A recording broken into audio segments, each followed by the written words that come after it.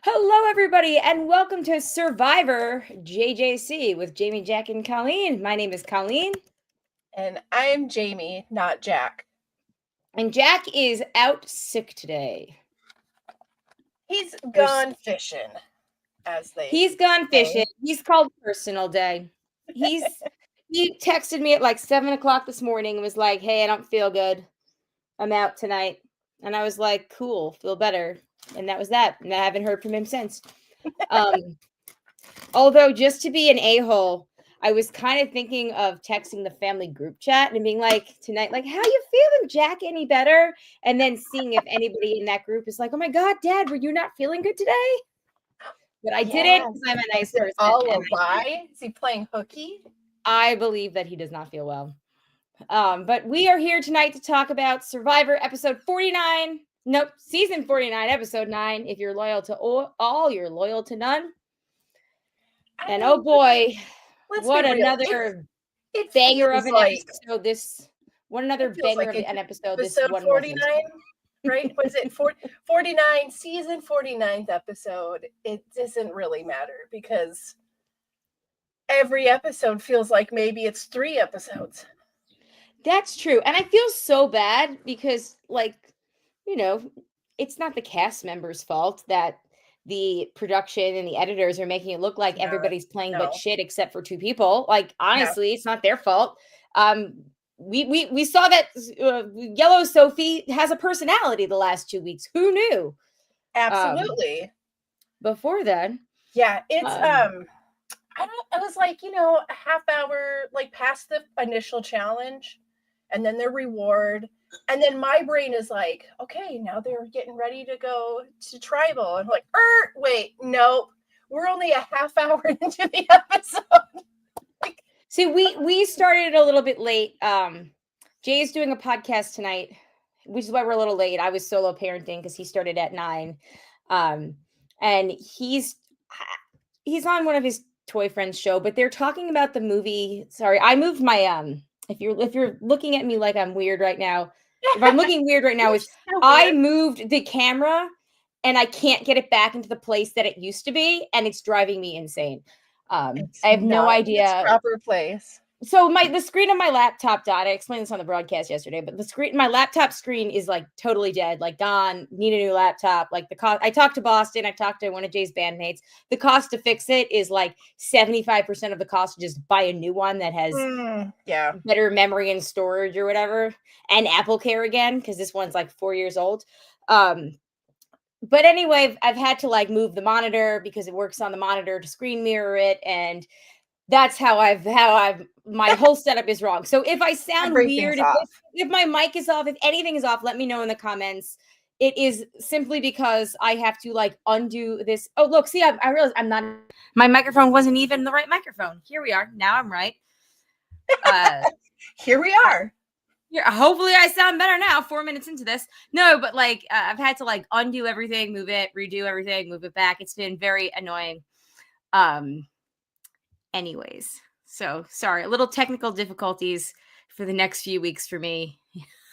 You guys, did you just start the episode late, or did you just like literally start it late? Because we started it late because they were watching. He's talking about the movie Return to Oz. Do you remember that movie? I do. Dorothy Gale with the headless lady. Ozma Voss. Yeah. So that movie freaked me the F out as a kid. And but I used to watch it I watched it a lot as a child too. Like I remember it like so well.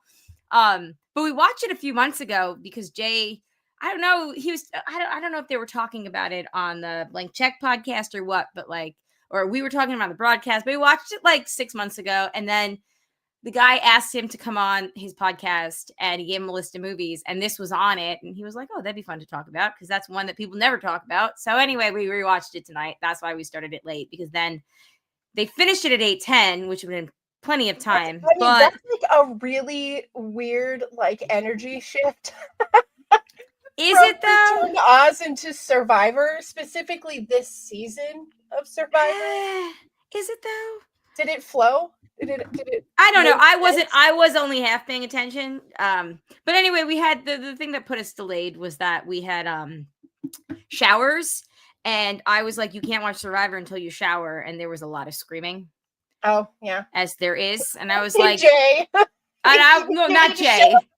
It was mainly Zachary, and I was like, well, now it's 8:18, and the more that you yell about how you don't want to take a shower, the later this gets. Anyway, whatever, we're here. Let's talk about Survivor. What an episode. Again, another vote out that like barely made sense. I don't understand why everybody's so scared of Savannah and Rizzo. Like, there's still more of them, even with an extra vote. There is still more of them. I don't understand why they're not flushing this idol. Flush it. Okay, fine. Alex is inevitable, like to go home. At least like make it worth it. Flush the idol. Play the game, guys. Play the game. Even Christina was just like, when she came back, she was like, so they got nothing. The idol's still in the game. MC is gone. Like, they got nothing. And then, but then they turn around and they play it and they've got nothing. Like, what are they so scared of? Big deal. Savannah has an extra vote. Cool. There's still 5 of you and 3 + 1 vote of them. Like, flush it then. Make her play her extra vote. I don't understand. Christina has an advantage, right? Is Christina the one that has the idol? Like an extra She does, yes. Okay, so she has an idol. She is the same one that Alex found on the other beach. Okay, Riz has got an idol. Savannah has an extra vote, and Sophie has a steal an idol, like knowledge is power. Is that how it works? Yes. Okay. I thought it was interesting. At first, I wanted to be like, "Oh, Alex, you're so dumb," but then I recognize that he's not watching the same show that he's playing.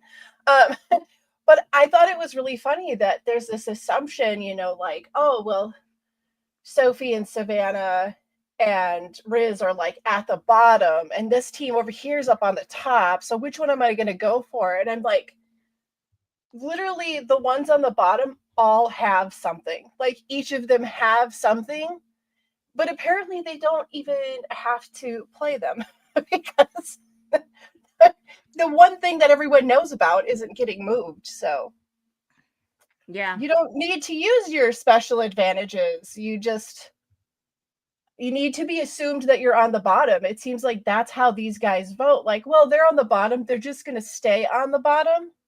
So we're not going to worry about them. Well, guess what? That's not good TV either.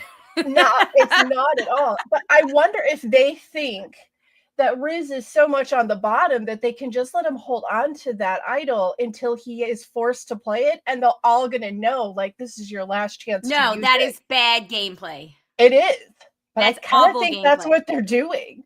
No, that's awful gameplay. So Christina needs to be like, wake up, everybody, because she apparently knows that they're being dumb. They all need to wake up. So she's gonna have to be like, listen, either she needs to tell them they're all being dumb and they need to wake up, or she needs to use their silliness to maneuver her own way up to the top. Yeah. I mean, wouldn't you, if you were like in that situation and you were like in the background, a non-threat to most people, and you see the power group like not doing the obvious thing they should be doing? I mean, are you going to tell them, or are you going to use that and manipulate your way to the top? Go, girl. Get it. Get to the top. I don't know, but I'm certainly not going to let the person that keeps winning immunities that everybody keeps saying is the biggest threat in the game. I'm not going to let her allies continue to advance in the game. See, and that's the thing I'm not going to let happen. Like, okay, fine. And it's funny because Rizzo was so like, oh, we can't get rid of Yellow Sophie because at some point she's not going to win immunity, and we can just cut her then. But like, no, nobody's like, oh, you don't have any interest in cutting her now? Like, is she working with you or something? Yeah, and that's funny too, because Yellow Sophie's maybe the one swing that they have, and she still does better than them in the individual immunities. So she's still a bigger threat. Like, cut these people. Get for the love of God, just do something, please. Yeah. What does Brian have to say? He says, Brian says, take out. the floater. Yep. Instead of someone from the other side makes sense for these players. Yeah. Right. And I believe that was sarcasm. Riddled with it. Yeah. I do kind of think it's funny that when they return to the camp, that Yellow Sophie's all like, oh, so this is where you sit with everybody. And I would normally say, yes, like that's good for you to pick up that information. And yes, you're at the bottom. But in this situation, I'll be like, girl, don't worry about it. It's not about you going home. It's about the biggest threat with the known idol still being there. It has nothing to do with you. You just were the one person they could vote for. You know, it's like somebody explain that to her so they can get her on their side. Something. Do something. Please do something other than talk about killing chickens, please. Like, that's everybody's like number one. What's your number one move that you did on season 49? I killed the chicken. That's it. That's the biggest kind of a big deal. It's the biggest move. And then Steven has his, chicken regrets. Yeah, well, I would too, to be fair. I mean, yeah. I wouldn't be able to. Yeah, I know. It'd be a tough one. I mean, I don't think I would like it. I don't think so. Anyway, as far as the rest of the gameplay, I thought that Christina giving up the thing for Juwan was very sweet. That was really nice. That was so San Juan del Sur of her. I thought it was super nice. Go. But that was really, really nice. And she just goes to show she really is just like a good heart. So that was really sweet. We got Juwan's backstory. Yeah. I mean, and then the rest of it was pretty much just like space facts, which was awesome. I'm not going to lie. Also, is that true? There's no way that the distance between all the planets and the moon, like there's no way, right? Or you line them all up, not like how far they are, but like if you put them back to back. I feel like I can believe Steven. I feel like he feels as if he's a credible source of all space nerdery. Yeah, no. I actually kind of love that. You could tell Jeff at one point was just like, ugh, nerds. I felt like maybe that's what Sage was like thinking as she like lost her dish. She's like, like this is torture. It was like, oh gosh darn, Aquarius is and their facts. And then to confirm the nerdiest of things, it was Juwan who was like, thank you, man. You saved me. I know. Like the biggest nerd out there's like, you saved me with all the nerd facts. Thank goodness you were here. I did love that too, actually. It was pretty cute. Yeah. I don't know, that challenge was cool. The relay race challenge felt like a meh. It was a challenge, Yeah, whatever. It was just a meh. There was no standout moments, really. No. Except for when Paramount always buffers for me right at the challenge every time. It's always at the very end, too. Like, literally, I haven't seen a challenge this whole season, like the very last 2 seconds of the challenge, because it always buffers right there. Like, what? Oh, no way. Like, I don't know. I don't know why. Maybe somebody understands the science of this, but it's not me. We should probably call Steven. He probably has some idea. He probably does. I'm assuming it's something to do with kangaroos, is my guess. Yeah, probably. But anyway, other than that, the rest of the episode was pretty much just like Rizzo and Savannah. Truly, like nonstop. And I was just like, and I hate to be so down on the season because again, it's not the players' fault, but like, it has been a long time since we've had a season where editors were so blatantly being like, this is who we want to win and this is who wins. Or producers are like, this is who we want to win, and editors are like, this is who wins. Like, or this is going to the end. It's okay. I'm just putting this out there. This is like complete conspiracy, but I'm kind of getting this vibe. Like, first of all, the internet is all like, oh, Savannah is totally like poverty coded. And I think she is somewhat poverty coded for sure. But I think Parv is maybe I think Parv has the ability to be maybe a little bit I don't know, like a little bit more like warmer, maybe. I don't know. Like there's something a little more. She connects to people a little bit better, I think. Yes. Yes, I could see that. Like socially. I mean, but there is still a lot of similarities there. And I feel like they're just like whether she's at the end or not, we know she's going into 50, but like I feel like they're pushing so much storyline and airtime with her given that we just had the like Australia versus the world season. And so like us like Survivor's been very Parv centric again this last year. Like she's at all the events and what have you, like she's big again in Survivor. So it's like it's almost like they've got somebody who's coded so similarly, they're like riding off of the coattails of the last year of Parv being around again. Maybe I think also part of it is they were listening to viewers who were like, we want villains again.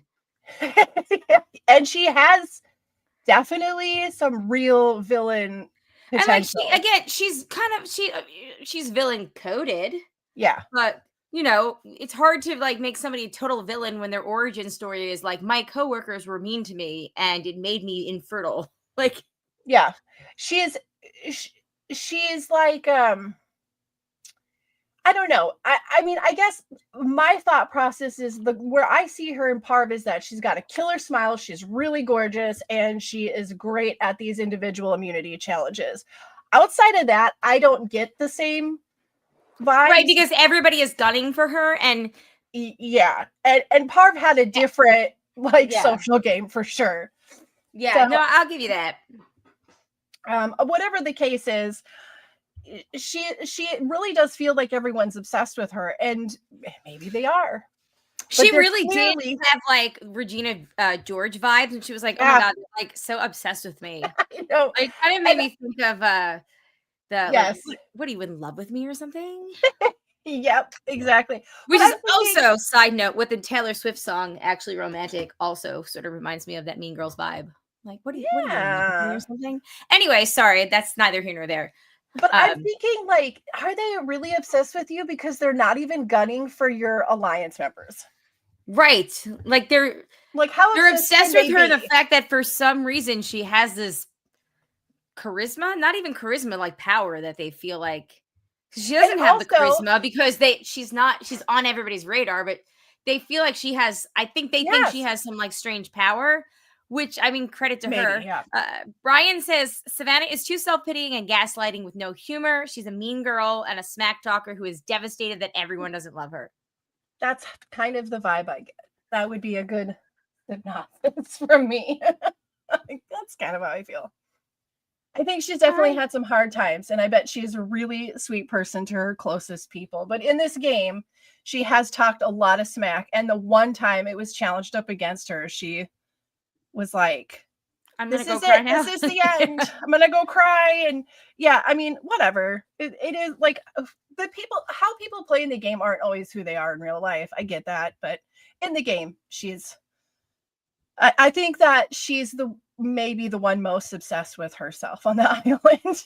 I don't think it's her castmates quite as much, except for maybe Sage. I will give her, I think Sage is, I could imagine Sage like sitting across the bonfire and just doing this at her, like, oh, she's 100% doing looked over.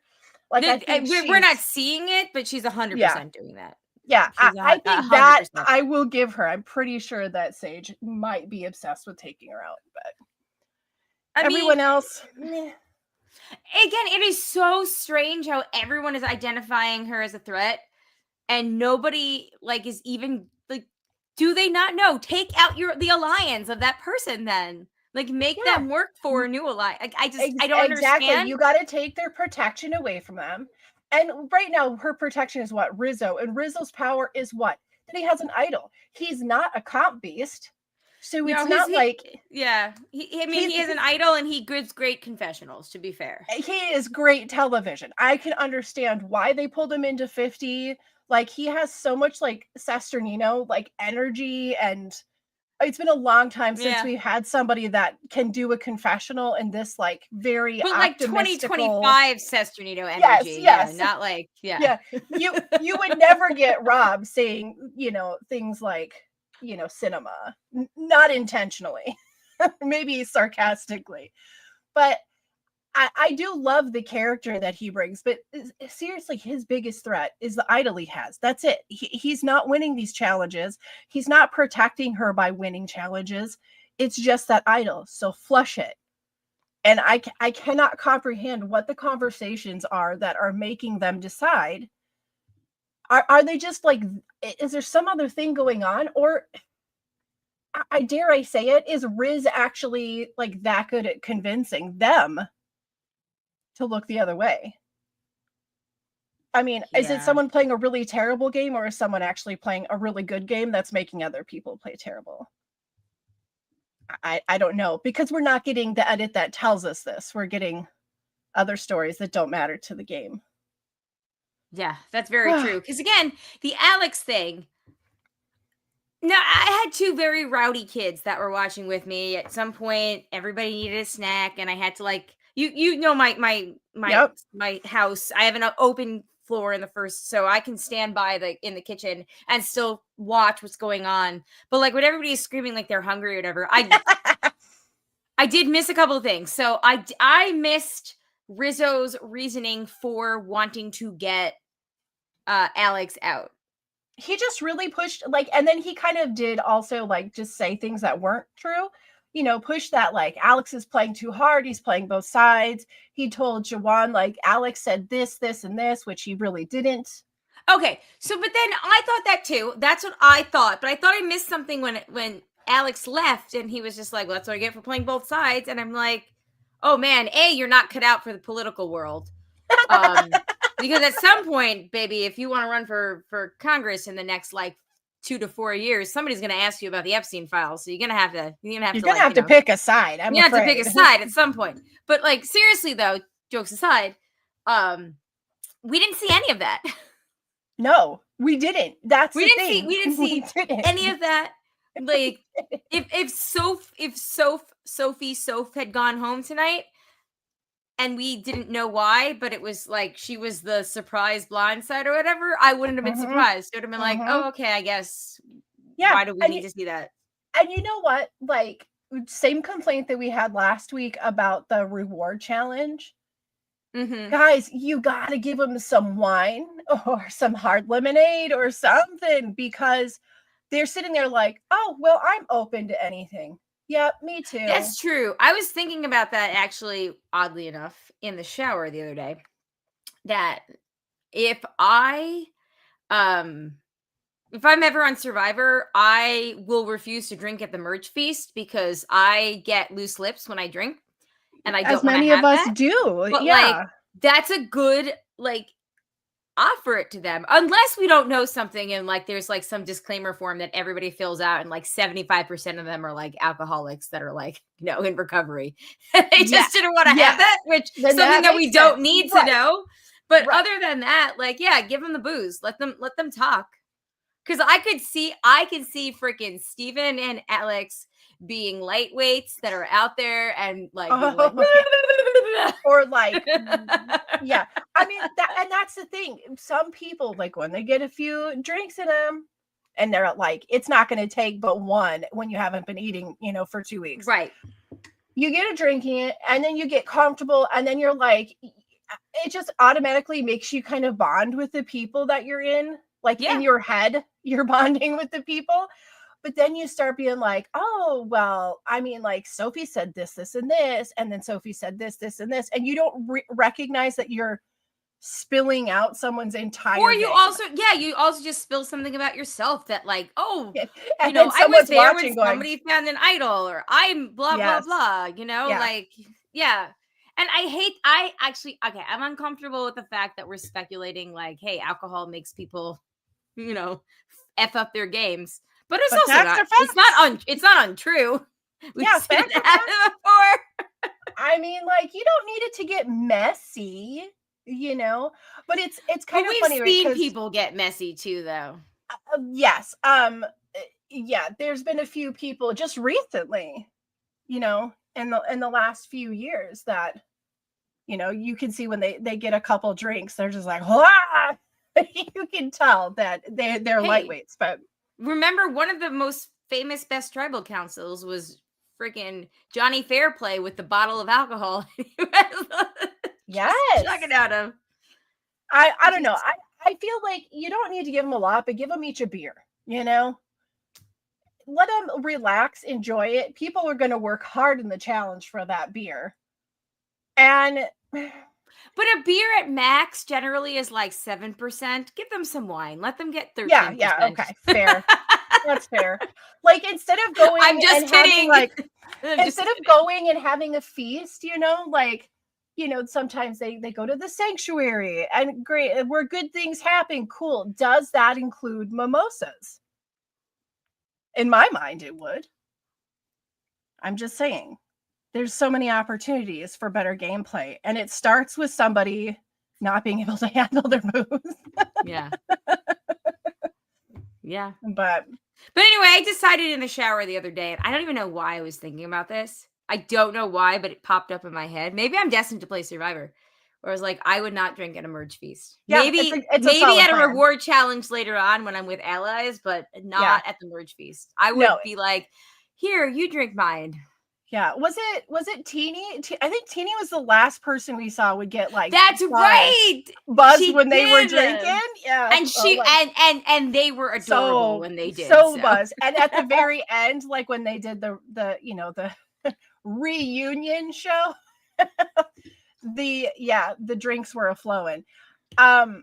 I would drink then, especially if I won. I'd be like, I'm gonna get shit-faced and tell you all how I feel because I've got that check now. I'd be like, this person talks that you just gave $1 million to talk so much shit about you. Give me some cardboard pizza. Yes, please. Bring me your school cafeteria pizza, please. And a whole bottle of champagne. I will finish this myself. I got this. As long as the check clears. I got this.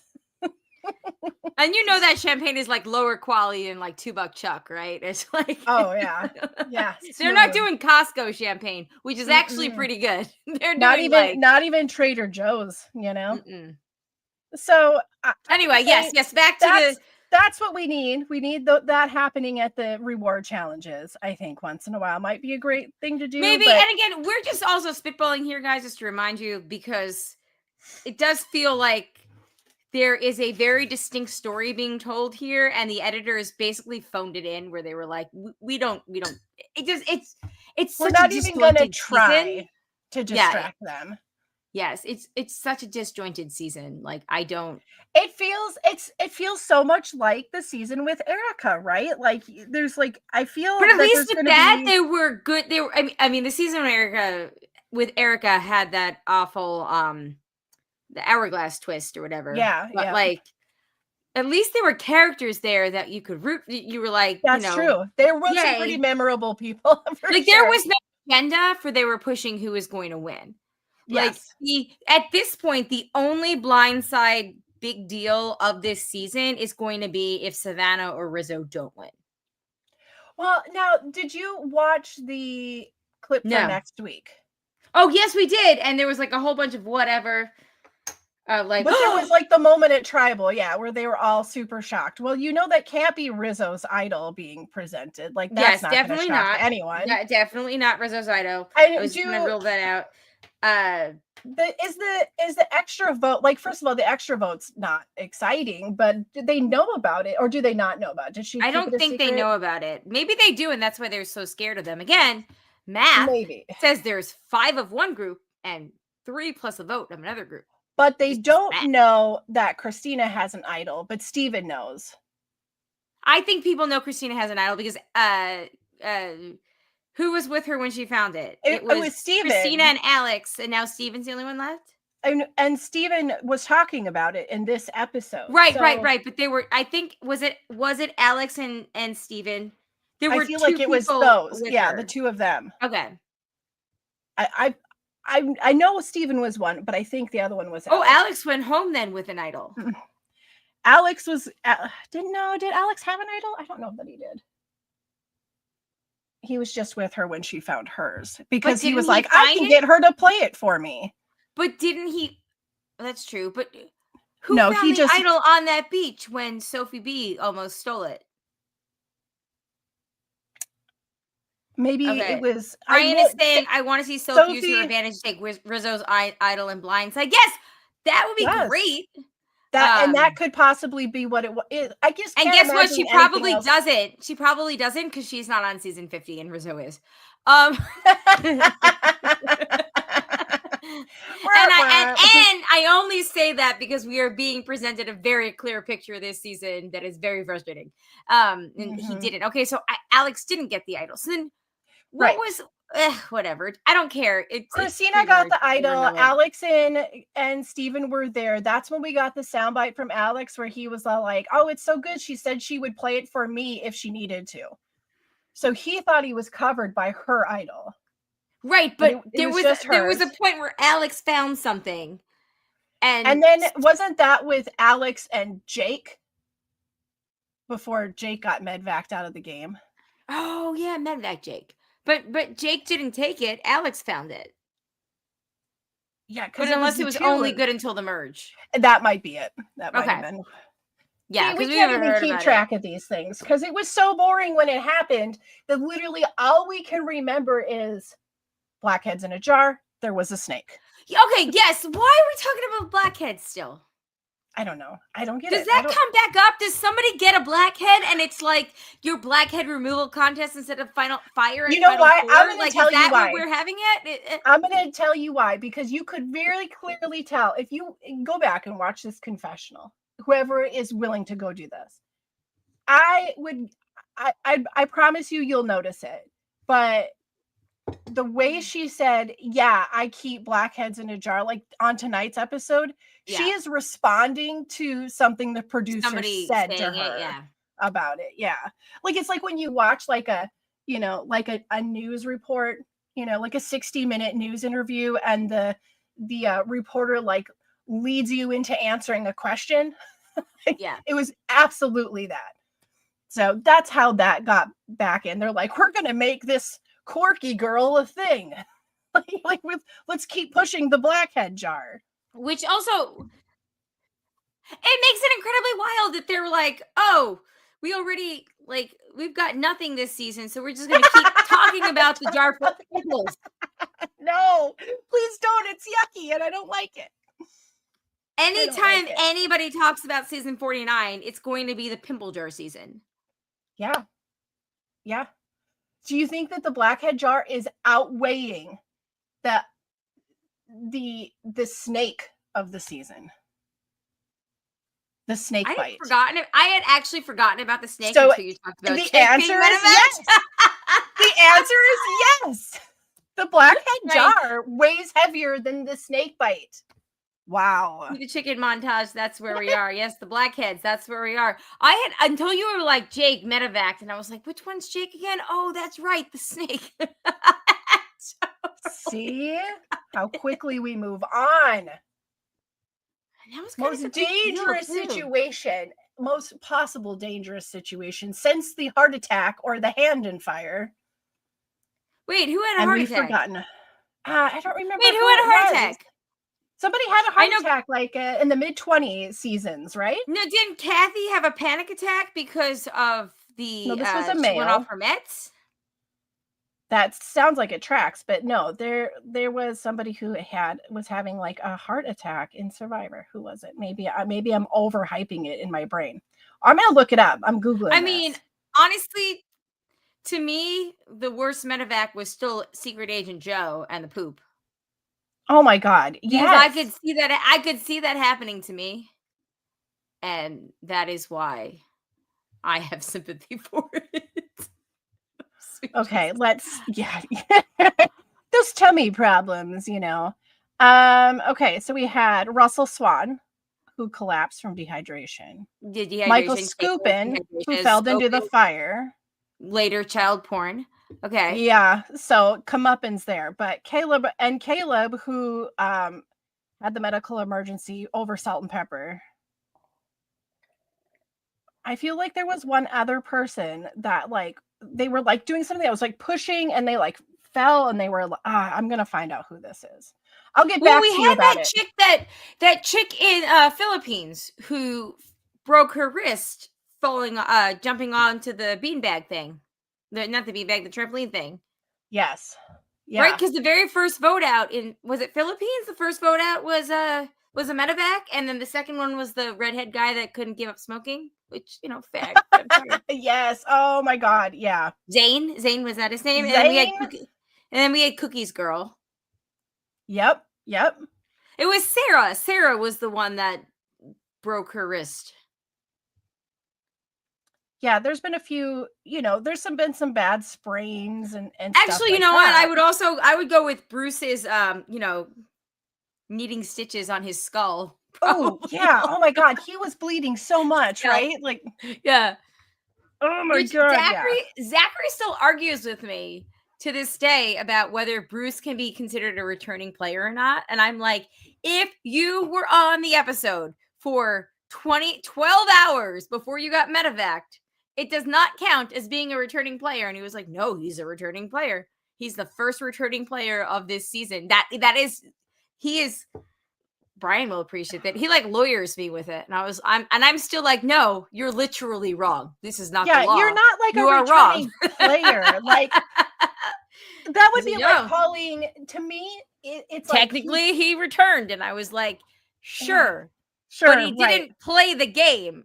So he's not a returning player. That's kind of how I feel about it. It's like, why would you call the like backup players who don't get to, the subs that don't get to go into the season, like when they come back, are they returning players? Because he really was there. They did not technically play. Yeah, he really didn't play anything more than them. He just like got in there, busted his head open and left. Speaking of alternate players, the rumor online today was that Yellow Sophie has a purple edit because she was involved in that cheating scandal that caused Jason and MC to be brought in as alternates.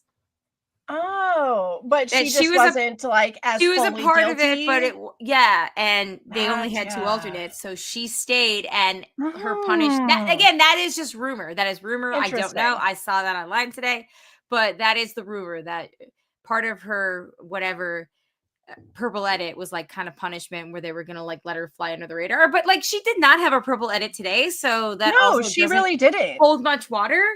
Honestly, if she had her purple edit ended last week and then she got voted out today, I would be like, okay, yeah, that checks, but she didn't get voted out. So I screenshot this from Blue Sky because I thought it was like I knew you'd appreciate it above all people. But Witless 256 says, prediction, Jeff will tell us after the challenge that we're splitting into 2 tribals, one for men and one for women, and Savannah gets to do both. Yep. Yeah, that tracks essentially. Brian said Joe from New York got hurt on the boat after the first challenge in rough seas, and they evacuated in 37 or 38, and they thought he might have had something seriously wrong. I am super blanking on which survivors. I am so blanking on what season that was. Brian's got a good fresh memory on this as he's been going like through the summer and now been starting at season 1 and working his way all the way through. That's a lot of survivors. Oh, okay. So that was Karong. Oh, Karong. Right? Season Karong. Gosh, so much things went Karong with that. No, that was Joe. No, that was Secret Agent Joe. Because Karong was actually pretty good, actually. Okay, Joe Dodal. God, I cannot believe. Okay, that was Token Cheens though, so no. Yeah. Which one, Brian? Tell us. Which is Joe from New York? What season? Who won that season? So Dowdle was evacuated for the leg infection, and Del Campo was medically evacuated for overindulging at a reward feast. Oh, first of all, what an embarrassing medvac. Oh. First of all, that is some gaslighting, rewriting of history. He was an old man that didn't have enough water and couldn't take a poop. He tried to poop for days. You leave Secret Agent Joe out of your propaganda, Survivor, okay? He didn't overeat. He didn't overeat because if he had overeaten, he would have gotten sick and it would have come out on one end or the other end. And it didn't. He would have gotten the load one way or the other. He was dehydrated. And he was hurt. Are trying to rewrite history. Justice for Joe. Justice for Secret Agent Joe. So it must have been Joe. The other Joe is from Austin, though, not from New York. Although he was in Token Jeans, he was on the Jalapo tribe, and in my very quick looking at it, I thought it said the Jalapeno tribe, and I was like, "Oh, that's fun."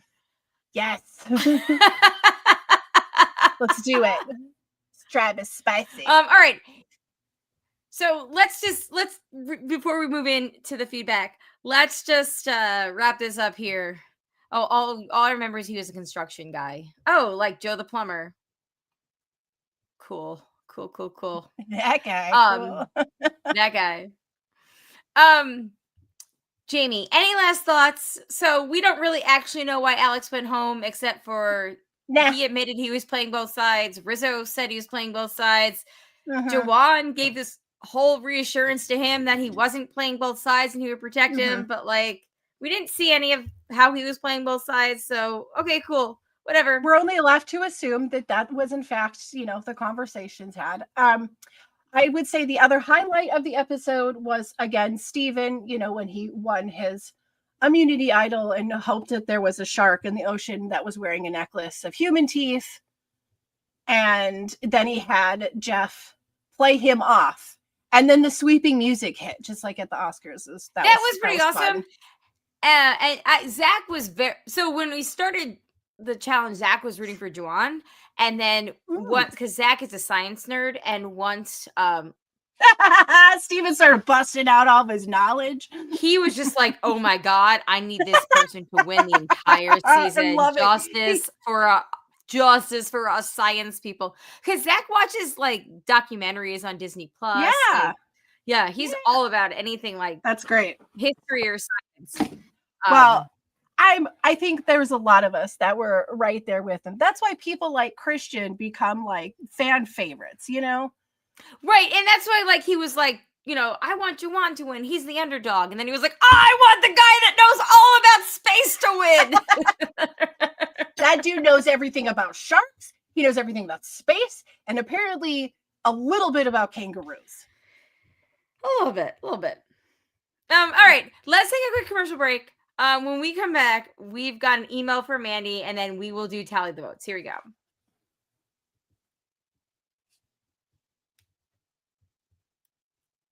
All right, we're back. We've got an email from Mandy. Mandy's email is actually an apology to Jack, but Jack's not here, so tough shit. I love it. Dude, that's why you don't leave the party if you have a ticket. They're going to call your number, bud. Mandy says, has this challenge been done in US Survivor, or did US Survivor finally take something from Survivor AU? That is a you question, Jamie Joe. I don't know that US Survivor has had. I mean, I've seen this in AU plenty of times. I don't know if I've seen it in US. Do you recall seeing this in US? Which one? The foot one, where they're holding the disc up with their feet. No, but I'm also notorious for doing things like peeing during challenges and just waiting to see. So you're like at a 75% rate of no. Yeah. I mean, there's different things that are similar, but the disc thing is very particular to an AU challenge. Okay. Especially when he's like, okay, no hands, like we're going to make it harder. So Brian corrects. Sorry, Mandy. We interrupt Mandy's email for a Brian comment. It was Pat, not Joe, on David versus Goliath, the season Nick Wilson won, who I taught at public defender training. Yes. So you told me this while it was airing, that you worked with him. I love that because he didn't watch Survivor. It completely didn't matter. It didn't stay in his brain. But you absolutely 100% told me this, that you knew him. And then Jamie messaged us like a few weeks ago. She was like, "Oh my God, Brian knew Nick Wilson." And I was like, "I know." And Jamie was like, I got the tea. I'm so important right now. And I was like, "Oh, no, you're not." Listen to this amazing fact that I just found out. And Colleen's like, Jan, that was so many years ago. I was like, "Yeah, Brian told me this a long time ago." He also old ass news.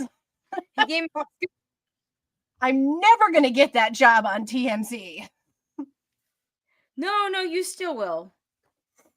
No, it's okay if I don't. It's really okay. But no, Brian, you did tell me about Nick Wilson ages ago. In his 2018? Whatever. Is that when it was? I don't know. David vs. Goliath. I feel like that was when I was in my townhouse still, so it had to have been pre 2018. Yeah. Pre 2017. Mm-hmm. Agree. That's goodness me. So many years ago. What is time? What is time? Yeah, we're gonna check that out. David versus Goliath. But okay, yes. Back to Mandy's email. Mandy. Savannah is as calm and comfortable as Parvati was during this challenge. When Parvati won, she went 84 minutes. Okay, so did they steal this from? Did they steal this from Parvati's Survivor EU when she played? I honestly can't remember if this challenge was on this season. It had to have been because that's what Mandy's referring was to. Doing it, yeah, yeah, forever. Everything that Parv did, she was doing forever. So this goes back to the. I really feel like U.S. Survivor is like going like, no, this coded player belongs to us. Yeah, this is our person, So yeah. But yeah. The thing is with these, like, I can understand like wanting to be in the vein of somebody like Parvati because she's a great player. Wanting to be in the vein of somebody like you got it, whoever, right? But you still have to carve out your own lane for yourself, and I think that's why I like Genevieve so much. That Genevieve, I think she was one of those people who was like, Parvati, yay, but also like she played a game that was like very uniquely herself, which I appreciated. So, absolutely. Right. And the fun thing about her too is that we didn't know she existed until like the 5th episode. That's very true because she was with Rome. Yeah, and she was one that her name was like put in early, and we're like, who is that? Like, who are they voting off? Someone we've never heard of before? Yeah, so it does kind of make me wonder if maybe we are seeing Yellow Sophie in a new... no, I don't know. All right, let's finish Mandy's email. So sorry, Mandy. It's come up a few times in podcasts last week. How did all the Black players make it to the merge yet? They are the first... three are the first jury members. Mm-hmm. Tends to be a repeated pattern. It just does. That's a very tough one. Mm-hmm. I would love to actually, Brian, if you want to come on and talk about this, you have I feel like you've got a unique background enough to speak on this. If you want to, I'll send you the invitation link. But no, just in general. Oh my God, yes, Brian, come on, because then you can make all Jack's picks for him and make them bad. Oh, shenanigans. Shenanigans. Yes. I do know that in some of the exit interviews with MC, that was something that she brought up as well. So she did. And people got mad at her for it. But also, which I didn't appreciate people being mad at her from her very personal experience of this. Right. I'm like, why don't you walk a mile in someone else's shoe, judges? Judging McJudges. But it's like statistically proven that. And that's what I mean. This isn't a pattern that we can't say doesn't exist. The show has been on for how many years, even in the new era, where CBS is like, you know what, we're going to have a more fair cast. Even in that, it's still statistically, that's the beginning of jury every time. Sorry, that's Well, that's the actually, you numbers. know, usually it's pre-jury. Before we get to jury. Well, Yeah, and like that did end up getting better once we had a more fair and diverse cast from the get-go. But yeah, it's something that is well, I mean, definitely been in Survivor's history. It's something we're that's lucky that definitely been in. We're lucky Survivor isn't you know, sponsored by Target. Yeah, you're not wrong, right? You'd be like, oh, sorry. We're going back to 1998 with our casting call. Oh my God. But I mean, even in Big Brother, like same thing. You know, this is something that if you watch any of these shows, it's like, yeah, this is a pattern that you can't. If you look at it, you can't deny it. It's the reality. It's there. So you know what, MC, you just tell them whatever you need to, because you ain't wrong. Like, you're just not.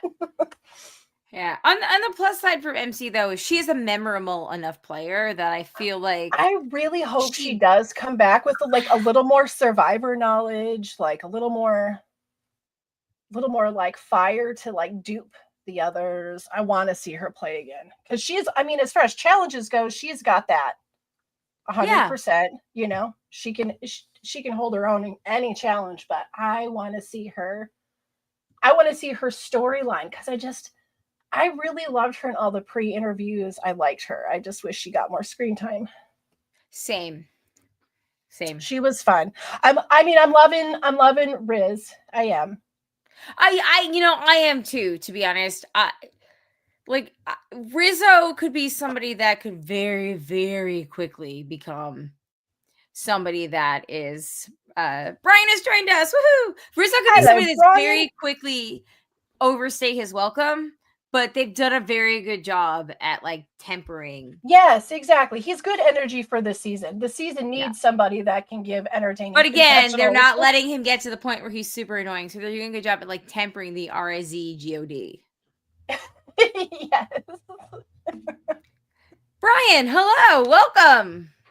Hey, I thought, you know, since I've had like a hell of a week, I just would have a conversation with you on comments. I didn't mean to be so disruptive to force my way onto the show. First of all, A, you're never disruptive. B, a belated happy birthday.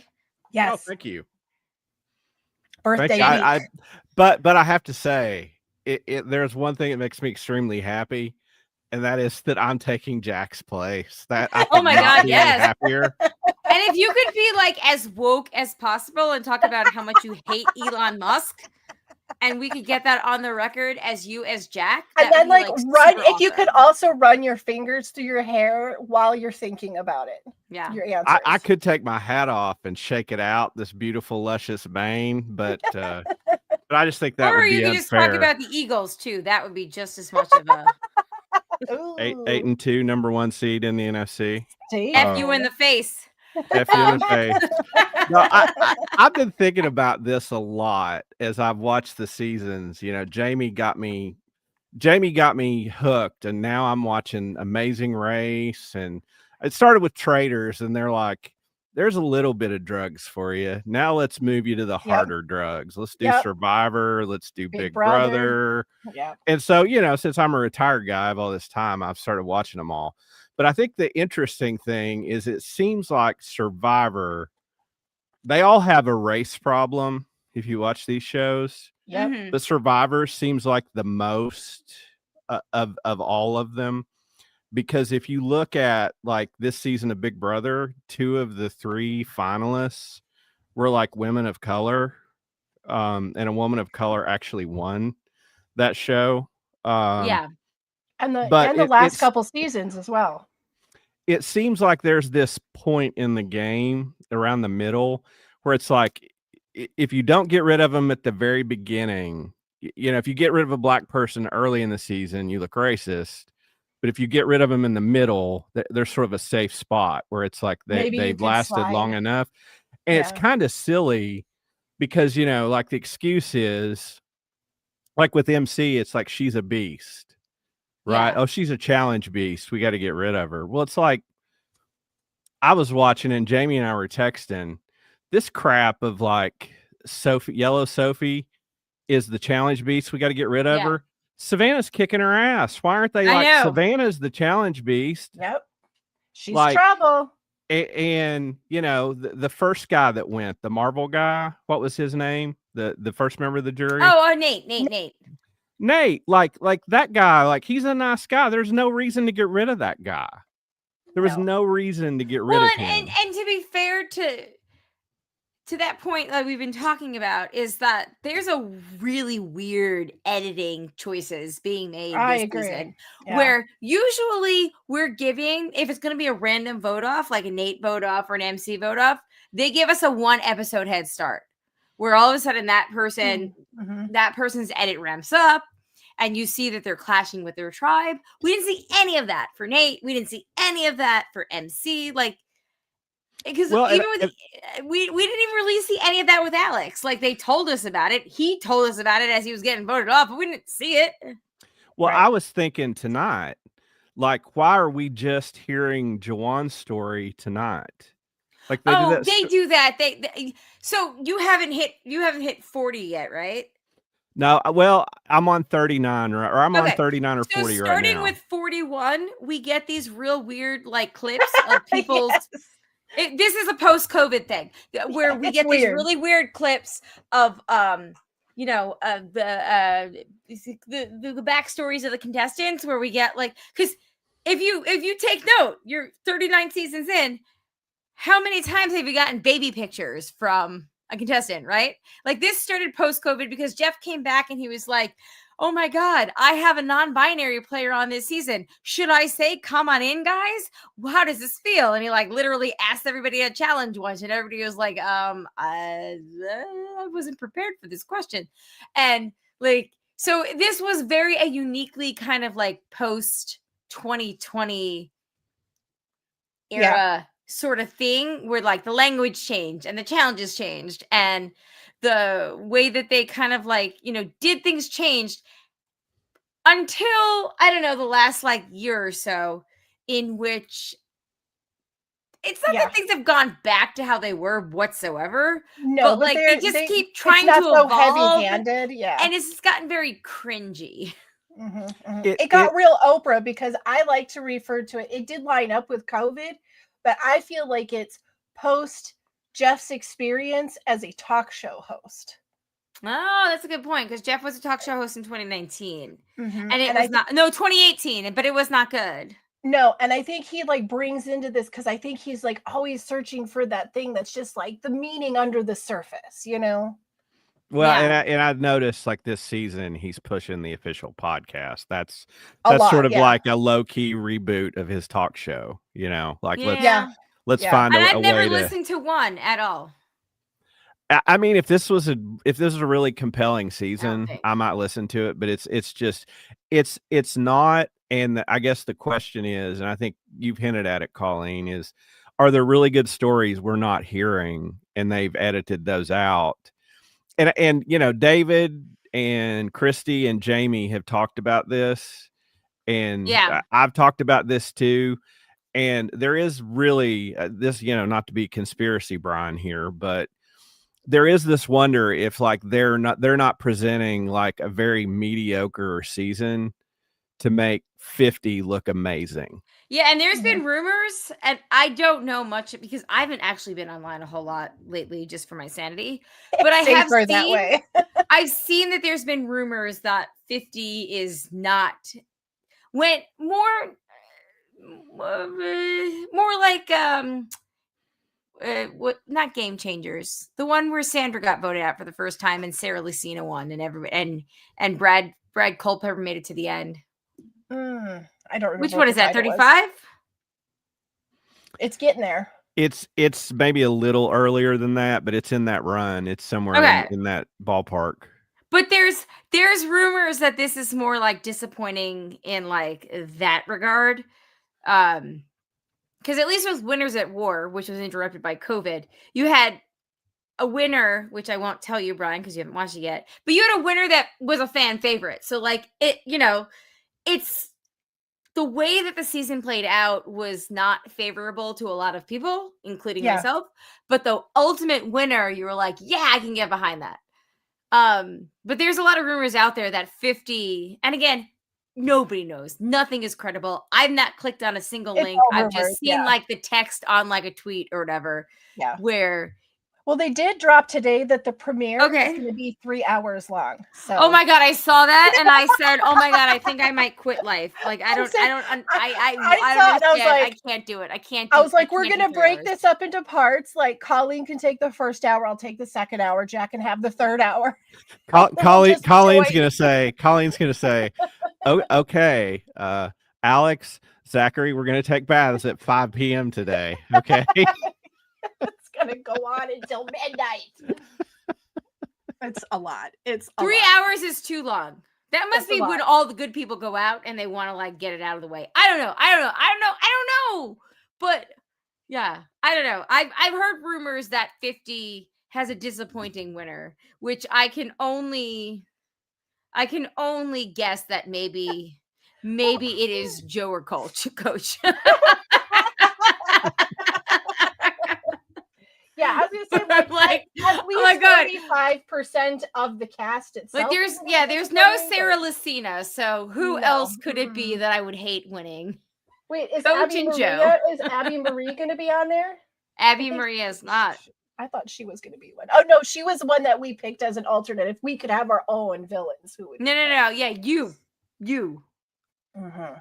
Not we. Hey, I mean, if you threw Abby Marie in this cast, people might break down and just quit. Could you imagine Abby Maria versus Savannah? Oh, I want it. I need that on television right now. I think Savannah would win though, because Abby's only strategy is I'm a spoiled brat that just to make people keep me around. Savannah's definitely got a better social game than Abby Marie, for sure. All right, we finished Mandy's email, so let's get into our tally the votes.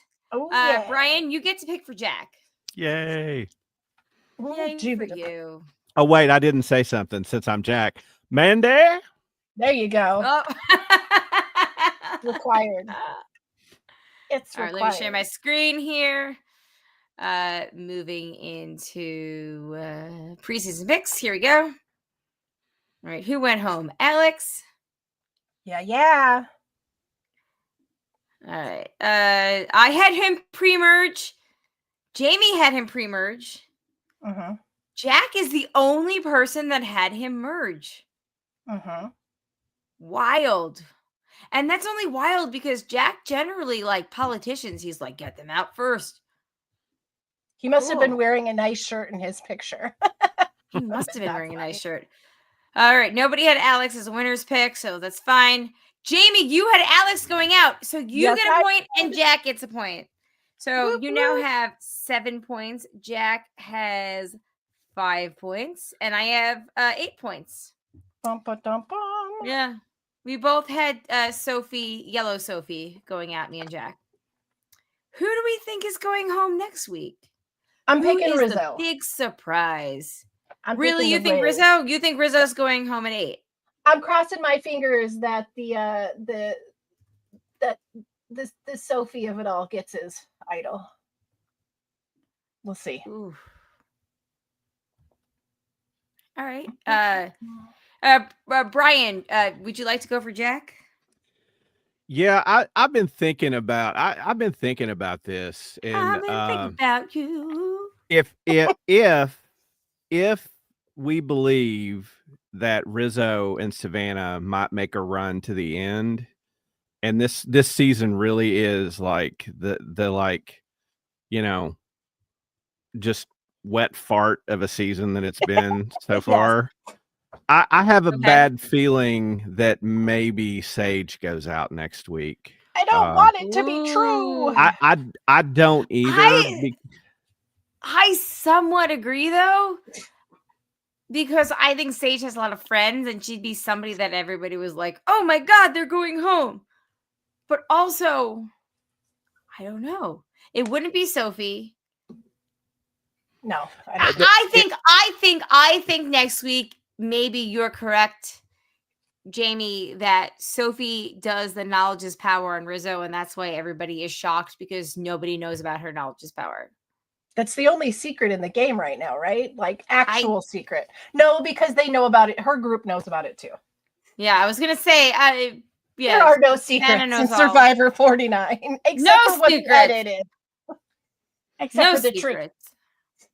Well, and the only alternative, the reason I'm picking Sage is the alternative to that is all the people on her side that don't have all those powers have been such chicken the entire time that when one of them flips and the people see it flipping, they're gonna like say, what in the hell are we doing here? Like that's why people are freaking out that they've turned on her. Well, and I feel like I called it like a couple of weeks ago. I said I feel like the biggest like turncoat in the game is gonna be J1. Like I know he's gonna turn on Sage. I can just feel it. It's gonna happen. So J1 doesn't seem like he has any really allegiances. Because I believe he did vote for Alex tonight too.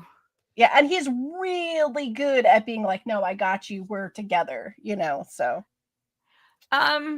I guess I'll go with Sage 2 because that would be the most shocking.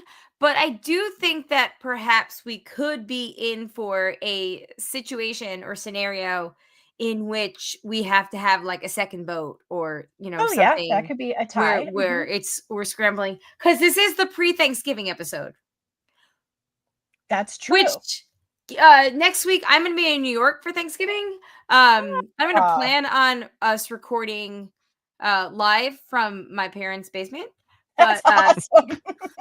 I don't know why that makes it sounded like you were starting a public access television show live from my parents' basement. Doing my best.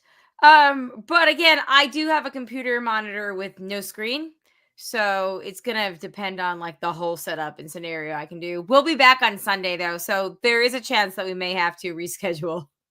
All right. So next week's episode, just stay tuned. We'll put it on Facebook to see what's up. Because I mean, Jack might completely black. Listen, Jack might overindulge at the feast and not be able to poop. He might have to wait until Sunday. I don't think Jack's ever had that problem, but cool story, bro. I will go. Yeah, I feel like it should be Yellow Sophie going home, but I will go with Sage as well because I do think that is a good choice. So, all right. On that note, everybody, thank you for listening. Brian, thank you so much for joining us. Yeah, thanks, Brian. This was a super pleasure, as always, to talk to you. Oh, I'm thrilled to see both of you. Yay! Us too. I mean, you see Jamie every week, but I'm happy to see you. All right. On that note, though, everybody, thank you for listening. Thank you for the patrons, especially the ones that contribute to a certain level. Maybe Eckhart, Rigner, Maggie the Magnificent, Joanne the Planet, Ed the Creepy, Poopy Head Mailman. Thanks, guys, so much. We'll be back either next Wednesday or probably maybe next Sunday or something. It's literally going to depend on what the situation is at my parents' house and the fact that I literally am dependent on a monitor right now. So good times. Like an external monitor. But anyway, check out the other shows on the network. Ramblecast After Dark, Tally the Votes, Amazing Race with Jack and Cindy, The Broadcast. I said Ramblecast, right? Yeah, I said them first. Anyway, check them all out. Everybody's around. Thank you to Eckhart, Ergner, Maggie the Magnificent, Joanne the Plan, and the Creepy Poopy Head Mailman. Thanks. We will if you want to be a patron, patreon.com/JanJack. I don't know why I'm rushing through this so badly. I do have to pee though because That's it. That's what I told Jamie before. I had a thing of hot water and then like tea, and Did you go through both? Yeah. I went through both, and I have to take a pee so bad right now. Pauline's bladder is about to medically evacuate, so we gotta wrap this up. That is truly why I'm rushing because it hurts. All right. Bye. Bye. On that note, my name is Colleen. I'm Jamie, still not Jack. And I'm the artist formerly known as Jack. Peace out, everybody. Bye. Bye.